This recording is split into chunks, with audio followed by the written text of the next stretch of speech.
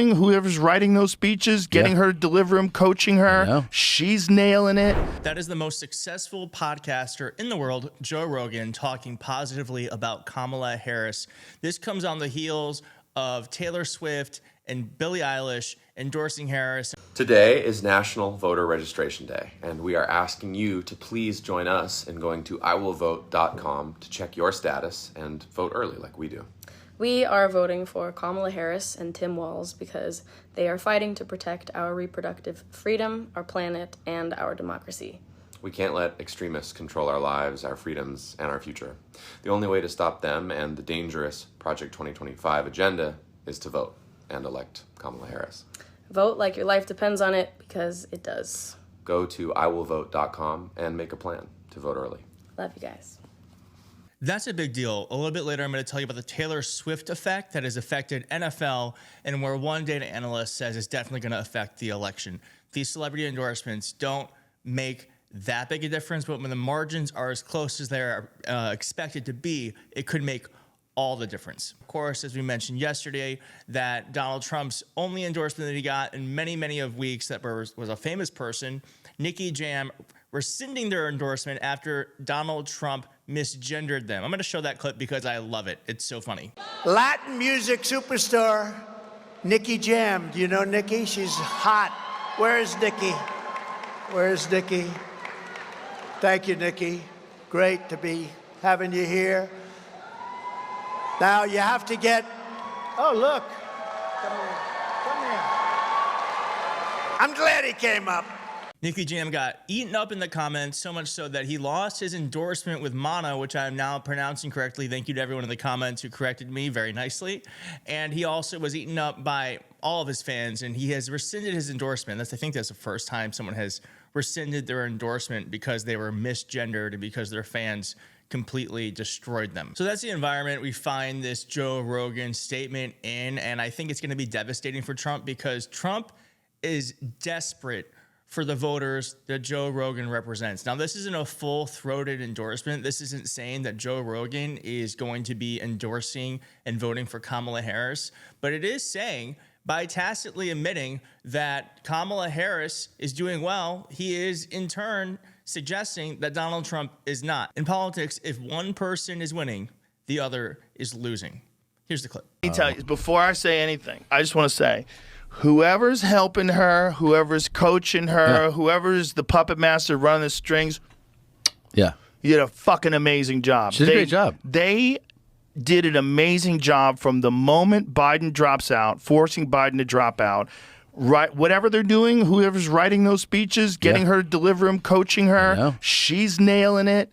She nailed that one speech. She's like, "Say it to my face." Oh yeah, everybody's cheering. Yeah, she nailed it, dude.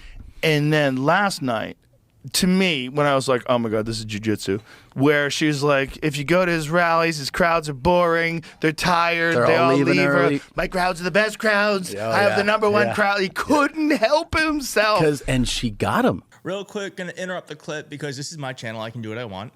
But this is something that we need to talk about more. The fact that Donald Trump can be baited by someone in a debate means that Donald Trump can be baited by Putin or Xi Jinping or any other world leader who wants to have him on his good side. They know how to play his strings because he is an open book. It's something that we don't talk about enough. The fact that she can manipulate him in real time means that world leaders can, means that business leaders can, means that he has no business being in the White House. Let's keep going. She baited him on that. She walked him right into it. 100%. 100%. See, the difference in that debate was not a difference in like who's going to have better policies, who's going to be better for the country. The difference in the debate, in my opinion, was who was better prepared. She was way better prepared. And even when it came to answering tough questions, instead of answering, she would just say things that she believes. Yeah, sure. And they sounded real good. Yeah, that's the soundbite. That's called being a savvy politician. It's also called being someone who's working with a team versus someone who's like, they said Trump, that deal was the best deal. They've never seen a deal like this before. They said, how did you put that deal together? People said that was just brilliant. Yeah, I know. He was like, he's not working with a team that's like, I mean, I know he's doing like mock debates. I know he did one with, I think he did one with Tulsi Gabbard, but someone needs to like tell him like you've got these tiny little windows and you should have all the words ready for those windows. He started there should be out no repeating things. Yeah, he started. What Joe Rogan fails to understand is that Donald Trump can be controlled by no one. Donald Trump thinks he is the smartest person in every room and that he has the best instincts. The reason why Donald Trump didn't prepare for the debate is because Donald Trump said that he's been preparing for the debate his whole life. I think I've been preparing for it for my whole life, if you want to know the truth. And I'm not sure you can lock yourself into a room for 2 weeks or 1 week or 2 days and really learn what you have to know. And I've been through it. He's practicing how to stand or something, standing. And now, look, let's see what happens. I hope everybody does well. I hope we all come out as a nation, but our nation's in trouble. President Trump, how are you specifically preparing for the debate versus Harris? I'm not.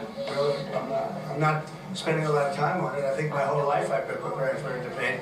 In a way, Donald Trump has been preparing for the debate for his whole life because his life has been filled with nothing but disappointment, bankruptcies, and losses. And that's exactly what happened on the debate. So, and kind of in a strange way, Donald Trump was right. So like I said, this comes on the heels of 2 major endorsements for Kamala Harris.